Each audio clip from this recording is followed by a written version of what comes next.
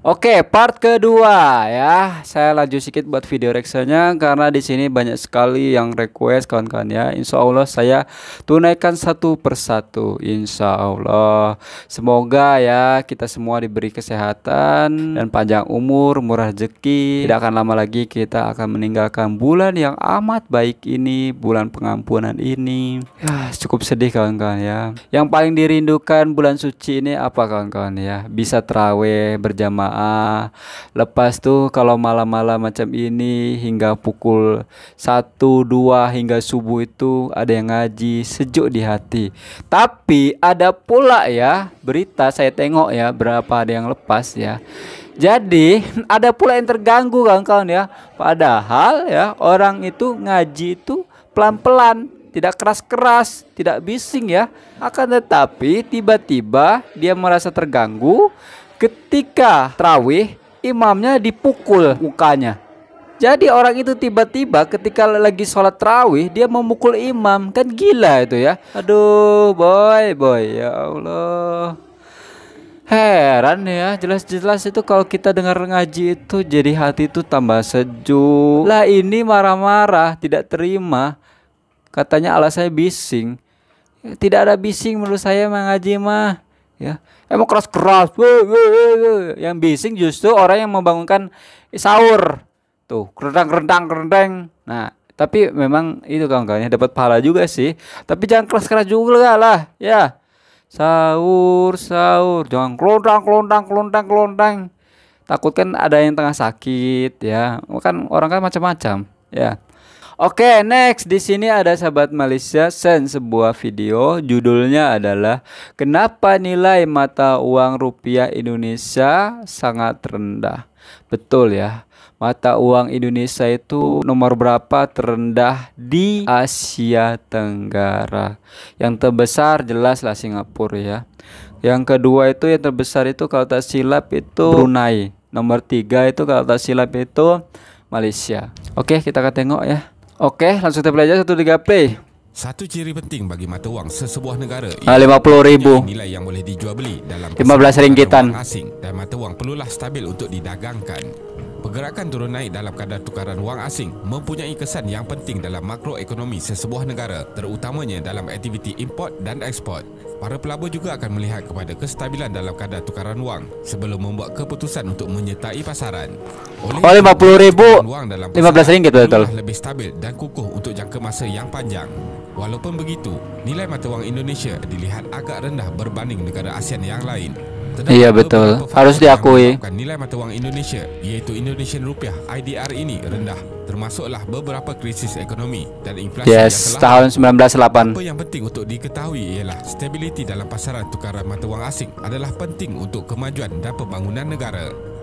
Jadi, dalam video kali ini, kita akan melihat kenapa nilai rupiah Indonesia sangat rendah dan faktor yang menyebabkan mata wang ini mengalami penurunan. Ini saya pernah reaksi lah ini channel ini.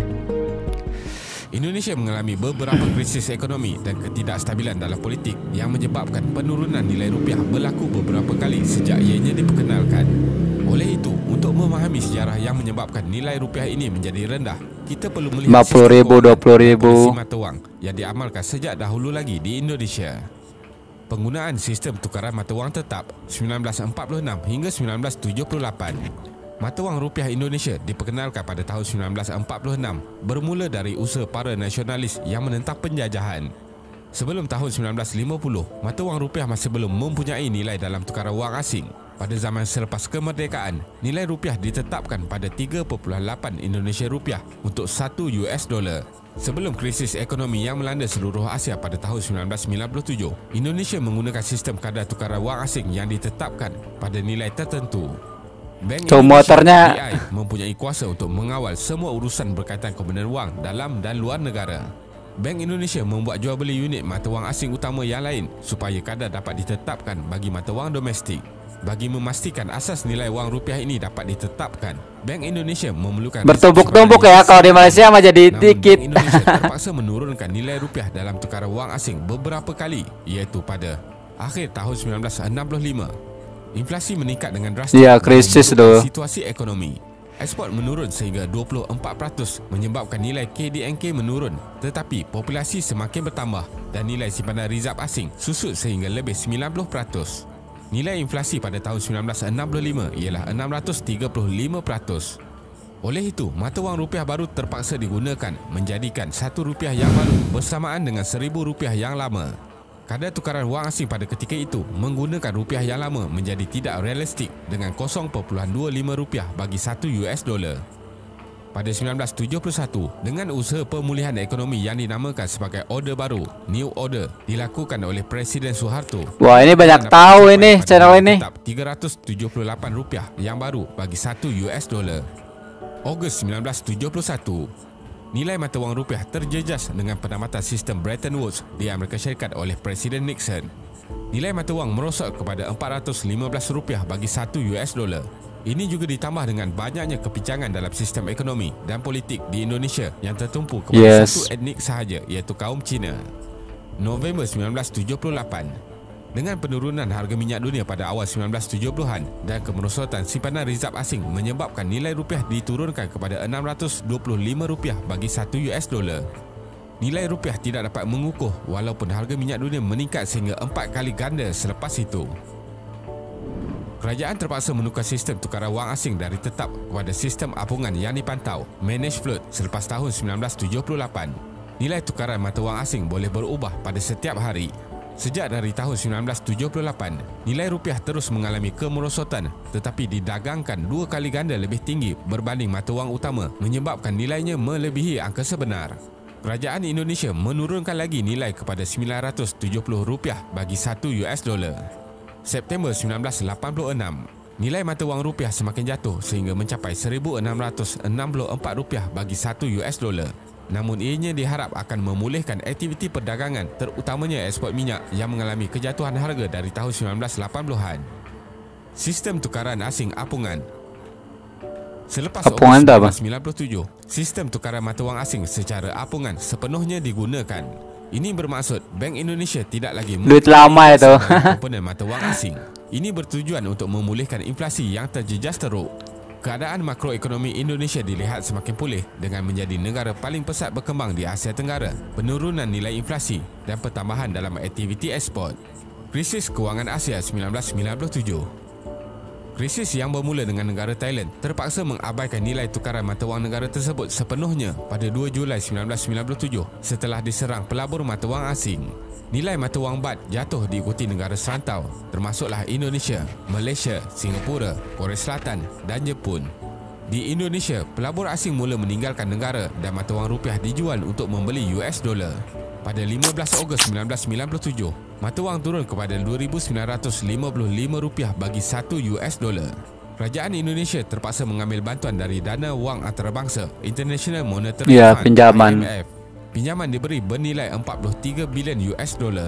Kemudian nilai rupiah berada di antara paras 3,300 hingga 3,650 bagi $1. Pada 23 Januari 1998, nilai rupiah turun mendadak sehingga 14,800 bagi $1. Kerajaan Indonesia mengumumkan pakej bantuan pada 26 Januari 1998 dan memberi jaminan akan simpanan di dalam bank adalah selamat. Bank-bank distruktur semula dan diletakkan di bawah pemantauan, seterusnya membolehkan pengukuhan kembali rupiah kepada 7,400 bagi $1. Namun ketidakstabilan dalam politik membuatkan rupiah turun sekitar paras 10,000 bagi Megawati ni lagi masih muda. Pemerintahan ala tentera rejim Soeharto yang memerintah selama 30 tahun berakhir pada 21 Mei 1998 setelah krisis ekonomi dan politik yang memuncak dan digantikan oleh Presiden Habibie. Selepas krisis kewangan tahun 1997, aktiviti dagangan di pasaran saham Jakarta mula dilihat meningkat naik. Ekspor selain minyak juga mula pulih. Namun, sektor perbankan yang menjadi punca krisis masih rapuh kerana jumlah pinjaman tidak berbayar masih tinggi dan kebanyakan bank tidak mempunyai pusingan modal lagi untuk memberi pinjaman. Tambahan lagi, sektor perbankan ini menyebabkan beban hutang negara Indonesia tinggi. Akan tetapi, ekonomi Indonesia kembali menunjukkan pemulihan perlahan-lahan dari tahun 1999 disebabkan perdagangan antarabangsa seperti hasil dari ekspor. Kerajaan Indonesia juga mengambil langkah kewangan yang lebih berhemah dan berhati-hati untuk memastikan krisis ekonomi tidak berulang. Sektor perbankan lebih telus dan amalan rasuah dipantau dengan lebih serius. Kadar hutang berbanding KDNK negara berjaya dikurangkan sehingga 25% dan mengalami tren menurun. Kemudian pada krisis ekonomi global pada tahun 2008, walaupun terdapat banyak aliran mata wang rupiah keluar, ekonomi kekal stabil kerana asasnya yang masih kukuh. KDNK tahunan masih mampu meningkat sekitar 4.6%. Kesimpulannya, terdapat kesan positif dalam penyusutan nilai rupiah Indonesia di mana ia akan meningkatkan persaingan dalam aktiviti perdagangan. Akan tetapi, nilai rupiah harus kekal stabil dan tidak turun dengan lebih drastik kerana akan membawa kesan lebih buruk. Ini kerana nilai mata wang yang terlalu rendah menyebabkan kerajaan perlu membayar hutang negara dengan nilai mata wang asing yang lebih tinggi. Inflasi juga akan meningkat kerana harga barang import untuk sektor pembuatan meningkat. Terima kasih kerana menonton dan jangan lupa subscribe. Jumpa lagi. Ya, setuju sekali. Indonesia sudah berapa kali krisis ya. Itu penyebabnya kenapa mata uang Indonesia itu kecil ya. Dulu wah merosotnya jauh sekali kawan, yang sebelumnya sudah dijelaskan di video ini kawan ya. Itu tidak kestabilan politik, ekonomi, apalagi tahun 1998 itu wow, penjarahan kawan-kawan ya. Penjarahan itu bahasa sananya apa ya? Jadi saya cerita dari bos saya kawan-kawan ya. Bos saya kan dulunya kilangnya itu bukan di Tangerang ya, di Jakarta. Itu sempat 2 tahun tutup kilangnya karena takut ya, orang kedai-kedai dihancurkan, diambil ya. Parah kawan-kawan ya. Itu yang membuat para peleburan asing itu semua keluar dari Indonesia. Itulah yang bikin merosot ya ekonomi, jatuhlah mata uang Indonesia. Padahal kawan-kawan ya, ekonomi Indonesia ini sekarang ini gara-gara COVID ini lebih teruk turunnya daripada dulu krisis tahun 1997 sampai 1998 kalau saya lihat itu lebih teruk. Akan tapi dulu bezanya sekarang sama dulu itu, kalau dulu itu kan kekacauan di mana-mana, kedai-kedai ya dihancur-hancurkan, diambil barang-barangnya.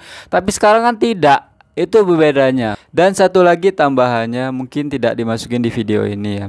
Kenapa mata uang Indonesia kecil dan nilainya itu tetap 100.000, tidak bertambah-tambah, tidak 150.000, tidak 100.000 itu paling tinggi di Indonesia. Kalau diringgitkan 30 ringgit. Tidak bertambah-tambah dari dulu kan ya.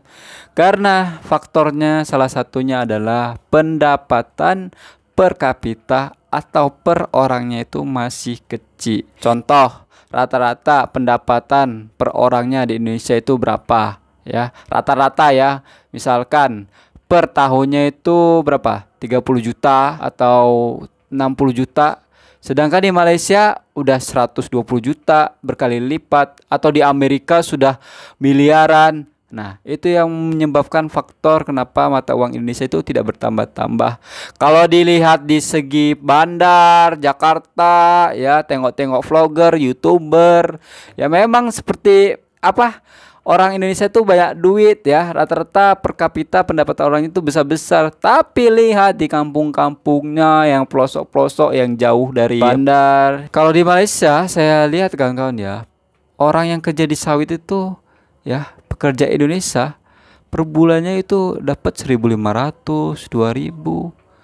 Luar biasa di sawit. Saya berharapnya pemerintah Indonesia bisa memperbaiki dari segi pendapatan per kapita atau per orangnya.